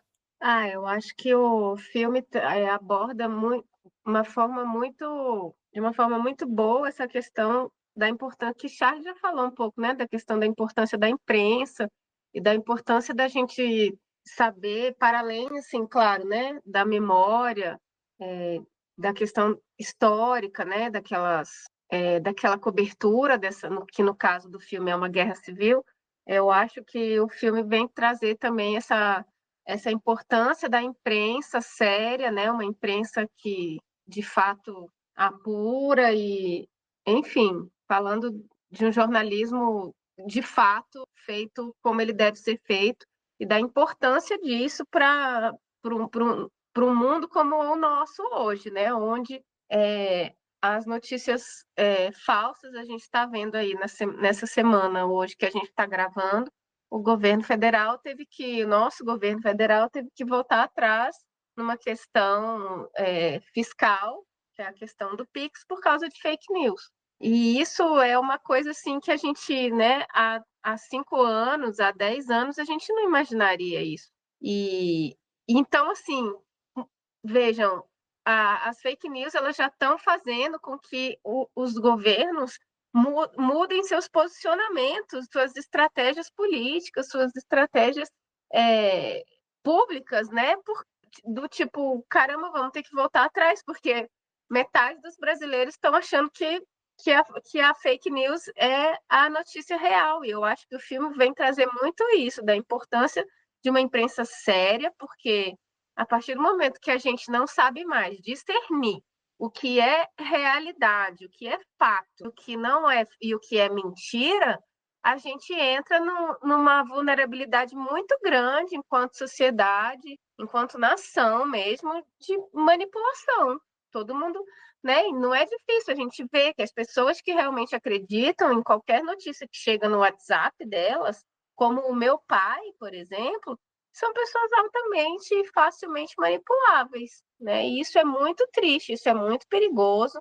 Não é à toa que a gente já falou aqui várias vezes hoje nesse episódio que a extrema-direita ela está e já está batendo as nossas portas. Um governo de extrema-direita já governou o nosso país. E se a gente não cuidar, ele vai voltar. Então, eu acho que o filme é sobre isso, é sobre as consequências do que Charles já falou também, do ódio, né? E da alimentação e da retroalimentação desse ódio, né? Porque esse ódio ele está aí sendo cultivado, sendo ruminado e sendo espalhado, né? Então, o filme é uma pena assim saber que muitas pessoas não gostaram dele, porque eu achei ele um filme extremamente didático.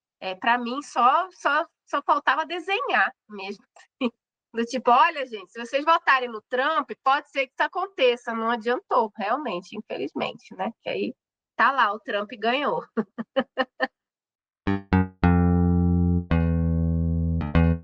Muito bem, muito bem. Então, seguindo adiante, chegamos aqui ao nosso segundo lugar, que teve 6 votos e ficou com 51 pontos, que é o filme Pobres Criaturas, que inclusive no meu top 10 ele ficou em primeiro lugar, que é o filme do diretor grego Yorgos Lanthimos, que é protagonizado por Emma Stone.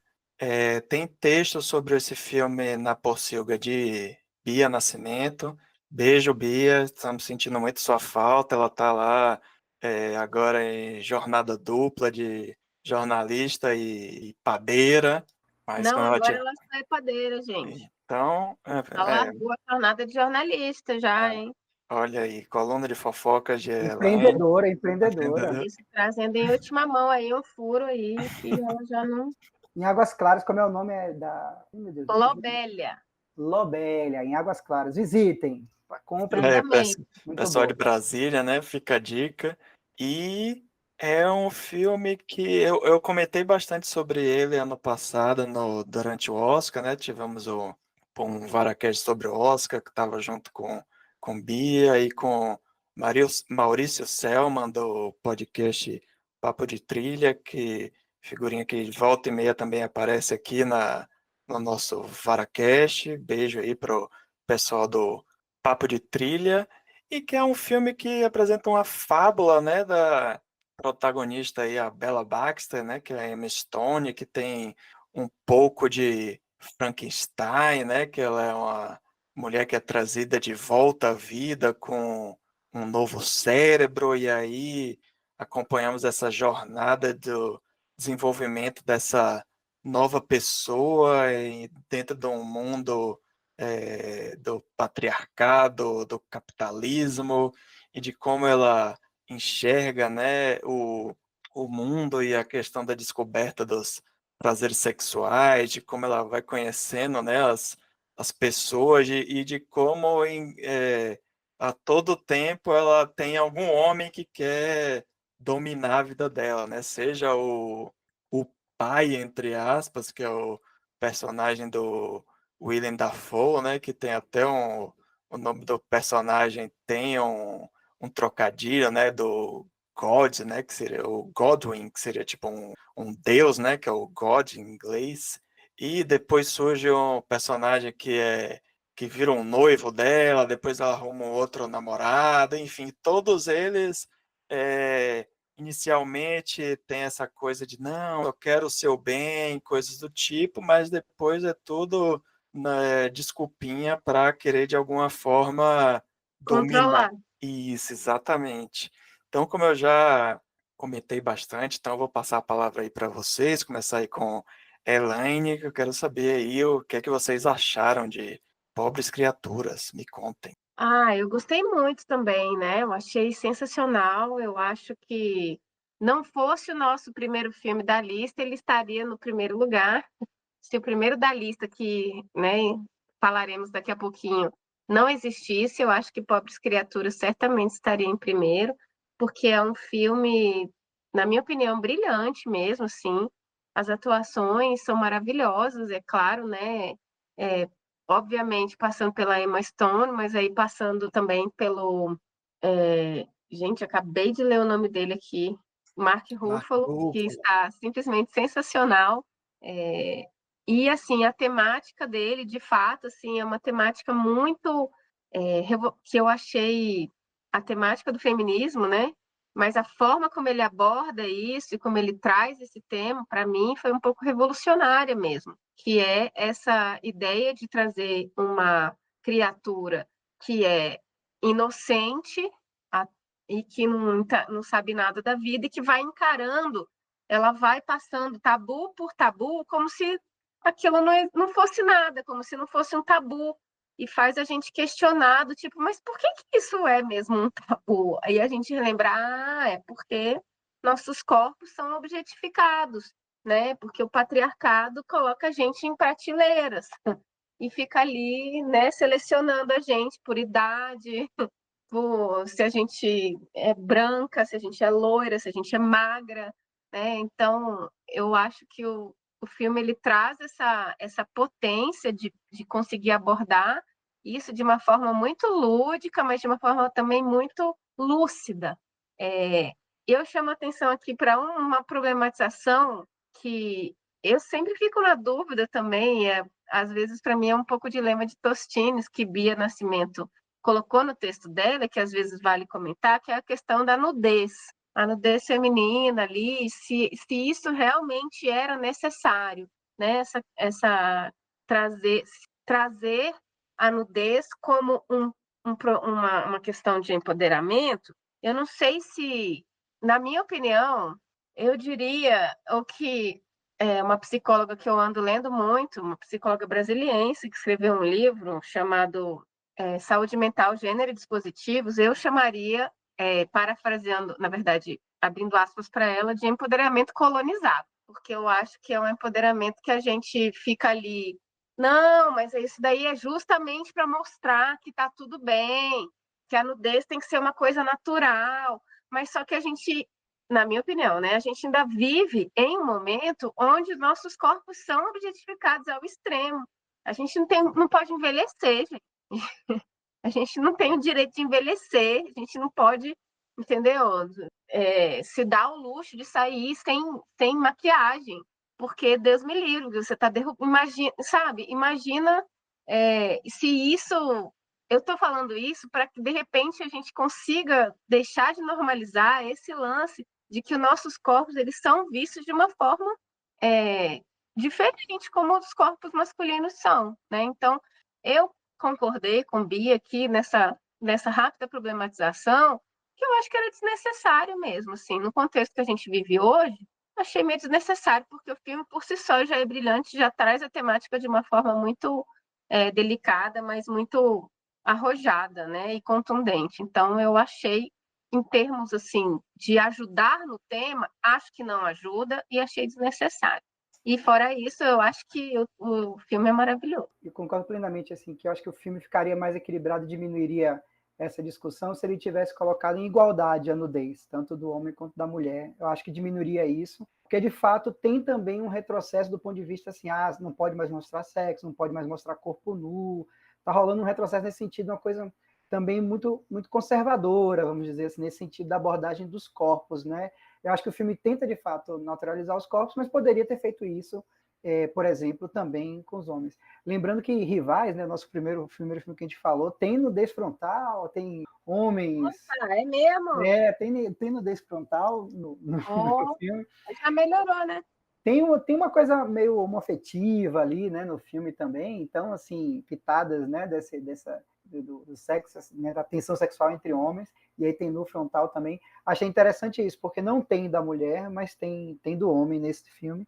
Sobre pobres criaturas, desculpa, gente, acho que vale muito ressaltar o design de produção, porque os cenários que são criados para o filme começa em preto e branco, e na evolução da personagem, né, na sua evolução como mulher, ela vai para um mundo colorido, mas vai para um mundo todo diferenciado, uma Lisboa toda repensada, dentro das características de Lisboa, né? Uma estética meio retrofuturista, reimaginada dessas cidades. Então tem um design de produção muito bom, traz algo de esquisito nos planos das câmeras, pegando os personagens. Então, assim, eu acho que o filme tem um primor técnico muito grande também, uma direção muito bem feita, né? Então, assim, acho que o filme é muito bom em vários aspectos, e principalmente nesse sentido mesmo que a Elaine já falou, vocês já falaram, dessa liberdade, de parar de domesticar o prazer feminino, sabe? Assim, né?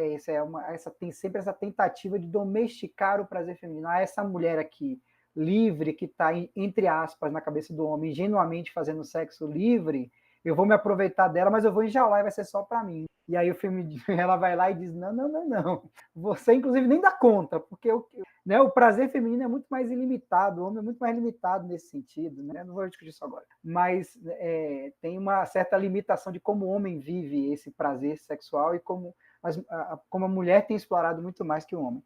E aí o filme, enfim, eu acho que ele traz essa abordagem muito interessante e esse visual muito deslumbrante que eu acho que faz todo um diferencial no filme. Então chegamos aqui ao final, ao nosso primeiro lugar.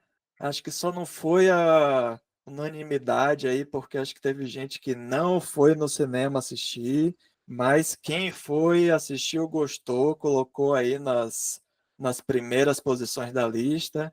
Estou falando do nosso filme brasileiro, Ainda Estou Aqui, que teve 7 votos e que ficou com 59 pontos. Tem texto meu lá na Pocilga. Acho que eu nem sei.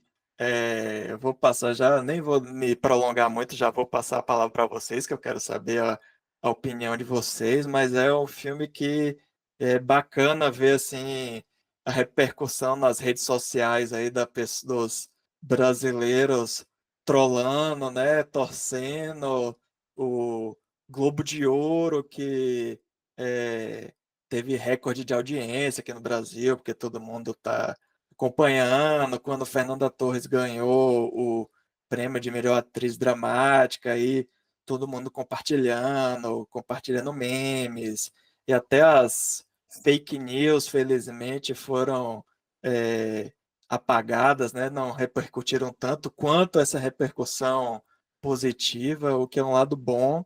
E é bom ver que o filme, depois, é um filme que já tem um bom tempo que ele está cartaz, já há uns 2 meses, e para um filme nacional ele ficar tanto tempo em cartaz é um grande feito.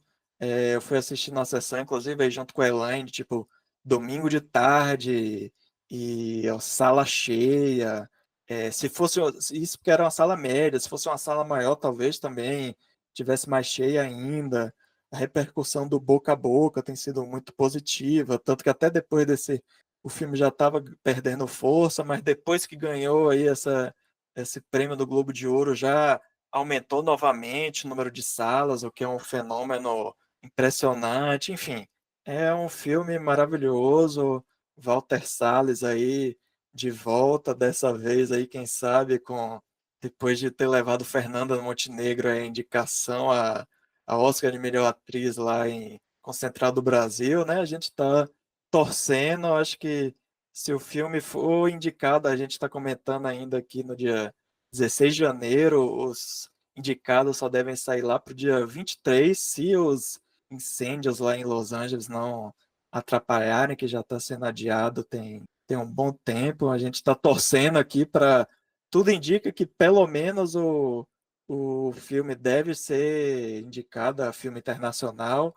Acho que Fernanda Montenegro, ou Fernanda Torres, acho que se ela conseguir entrar, vai ser um feito maior ainda, mas eu ainda acho muito difícil por causa do preconceito, de como as pessoas, os votantes ainda são, em maioria, americanos, né? Apesar da academia tá colocando cada vez mais gente estrangeiro, mas vamos torcer, né? E então eu vou passar aí a palavra. Quem quer começar aí?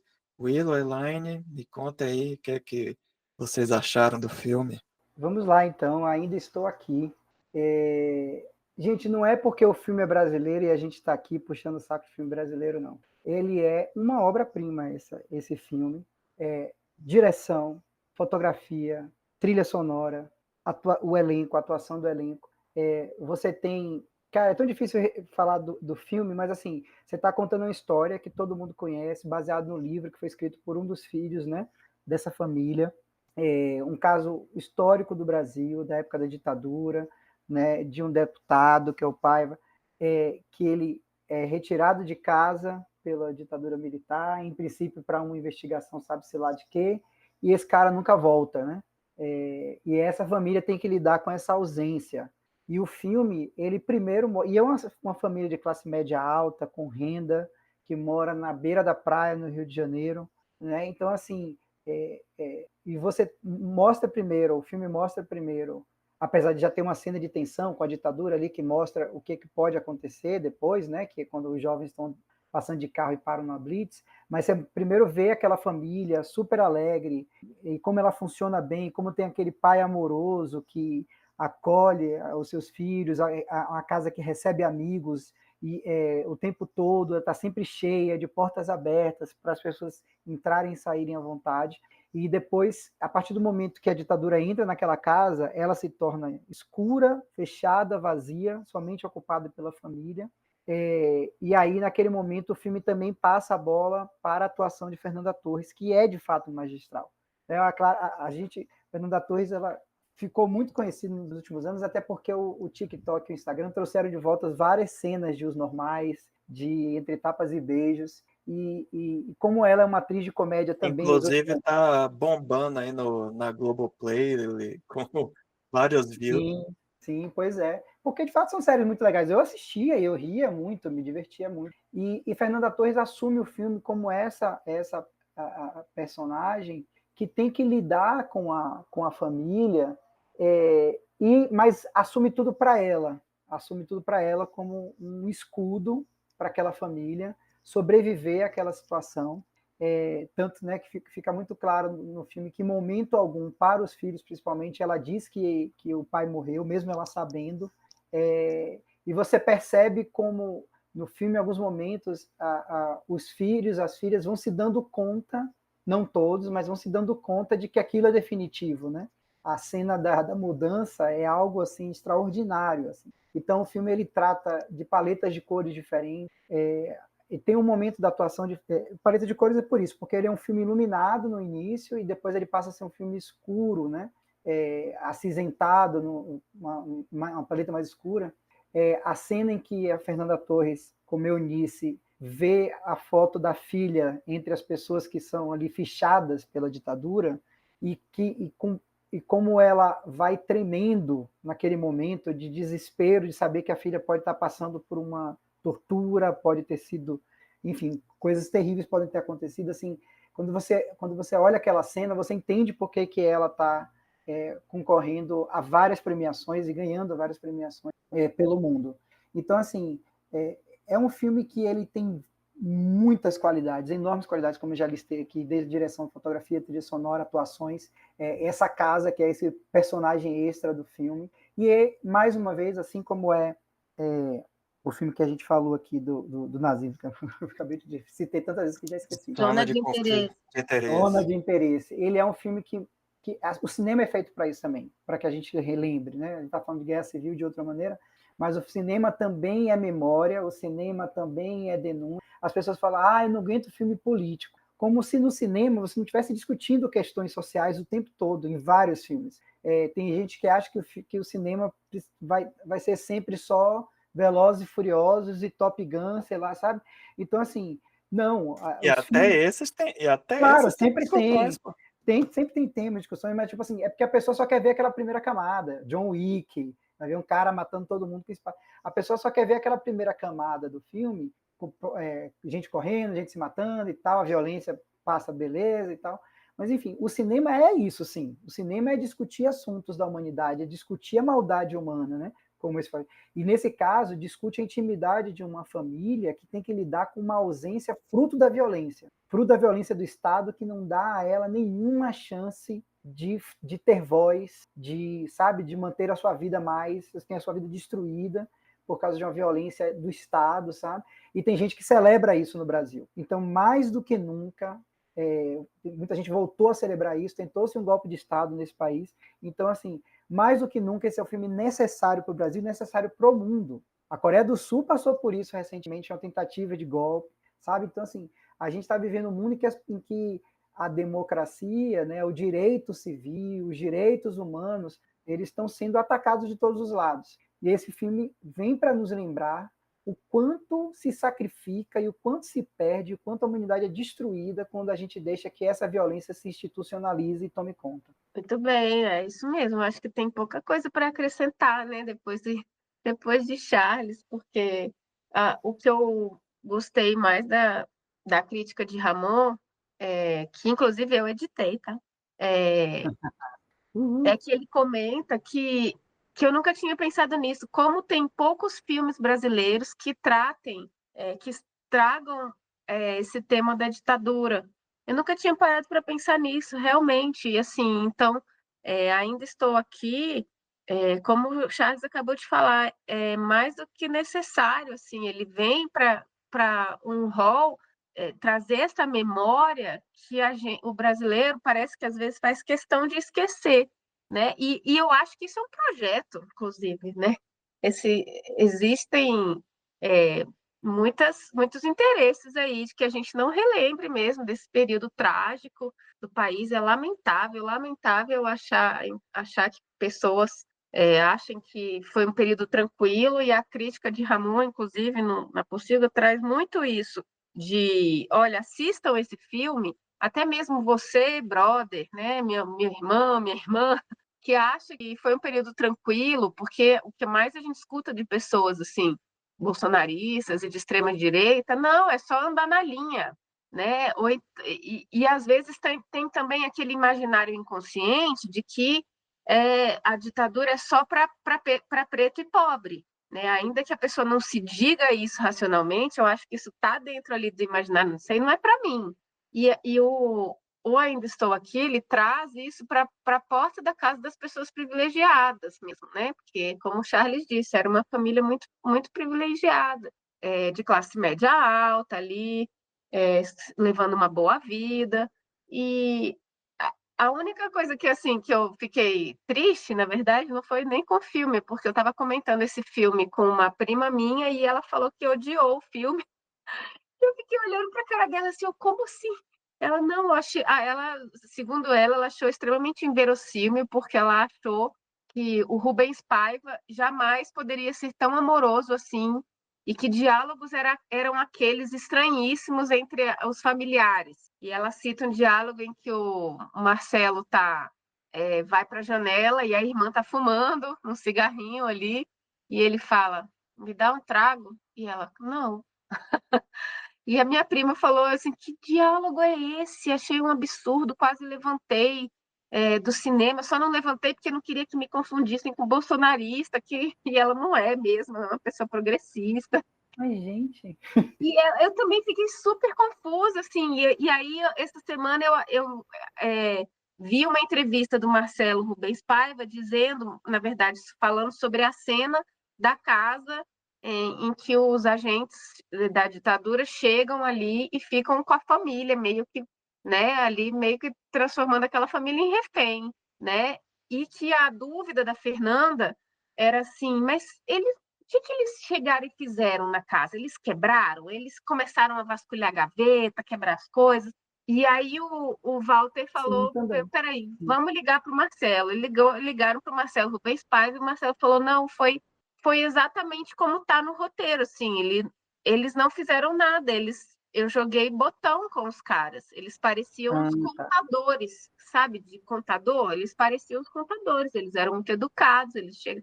Então foi exatamente assim que aconteceu, eles são aquelas pessoas que só estão cumprindo ordem, né? E ele Exato. fala, Marcelo Rubens Paiva, são só os psicopatas que estavam ali cumprindo ordens. Então, não, eles não chegaram chutando a porta, batendo na gente, foi exatamente daquela forma que aconteceu. E isso me deu um alento no sentido da crítica da minha prima, de falar assim, bom, eles estavam com a consultoria do cara que escreveu o livro, que vivenciou aquilo ali, né? Então, para além enfim, da crítica, é inverossímil que um pai seja tão amoroso, que eu gostaria de não ser tão cínica assim também, né? Eu acredito que existam pais, Talvez isso diga mais sobre ela do que sobre o filme, né? Enfim. o que é muito Dito, estranho, porque na verdade assim, essa minha prima tem uma relação muito muito próxima com o pai dela, que é o meu tio, assim, nossa, ele é o amor da vida dela e vice-versa, assim, mas talvez realmente essa relação afetuosa de demonstrar carinho aí, de fato, não é uma coisa muito da nossa família. Eu falo por mim. Mas fora isso, sim, eu só comentei essa crítica da minha prima porque isso me deixou assim na dúvida. Eu fiquei assim, um momento parado assim, será que eu sou doida? Será que eu entendi errado? E aí a Fernanda ganhou o Golden Globe e eu falei, olha, eu acho que não, acho que não tem nada de errado aí. A Fernanda Torres realmente está sensacional nesse filme, está maravilhosa. Palmas também para o Selton Mello, porque o próprio Marcelo Rubens Paiva também falou que ele se lembrou muito do pai dele com a atuação do Selton Mello, então eu acho que o filme tem muito a contribuir para essa época. Eu espero que cada vez mais pessoas realmente possam vê-lo e, para além de vê-lo, possam refletir sobre esse período, porque, como o Ramon disse na crítica dele, é um filme como poucos, né? A gente tem poucos filmes brasileiros que trouxeram o tema da ditadura militar e como ela afetou a vida das pessoas e afeta até hoje, né? Então, sim, esse primeiro lugar aí merecidíssimo, né?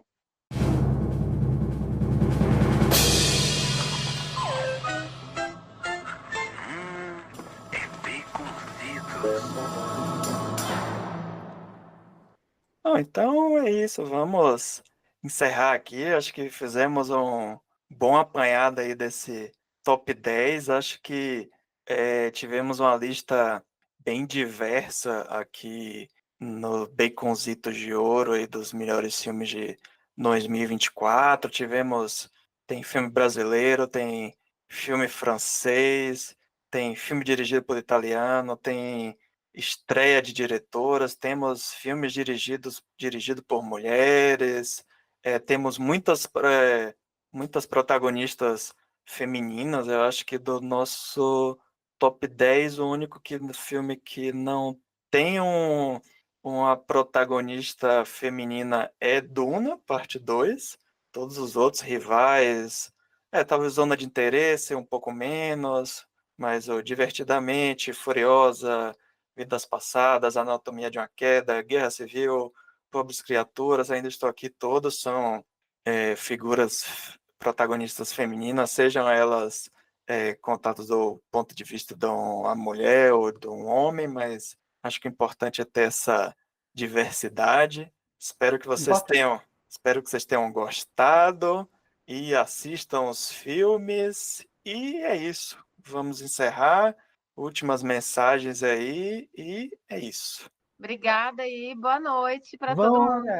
não, vão ao cinema, prestigiem o cinema nacional. Tem muito filme bom sendo lançado. Vamos fazer com que mais filmes possam ser assistidos. E até a próxima. Sim, bom lembrar para encerrar que é do top 10 também não tivemos nenhum filme que foi filme de streaming, que foi lançado exclusivamente no streaming, mesmo que no final das contas talvez as pessoas não tenham assistido no cinema, mas são filmes que tiveram importância aí no cinema, principalmente o nosso primeiro lugar, Ainda Estou Aqui, que é bom aí que tenha tido essa repercussão positiva e que tenha levado aí as pessoas aos cinemas, que não podemos deixar aí o cinema, a arte morrer, não vamos deixar os streamings acabarem com tudo. Então é isso, pessoal, até o próximo. Tchau. Tchau. Tchau.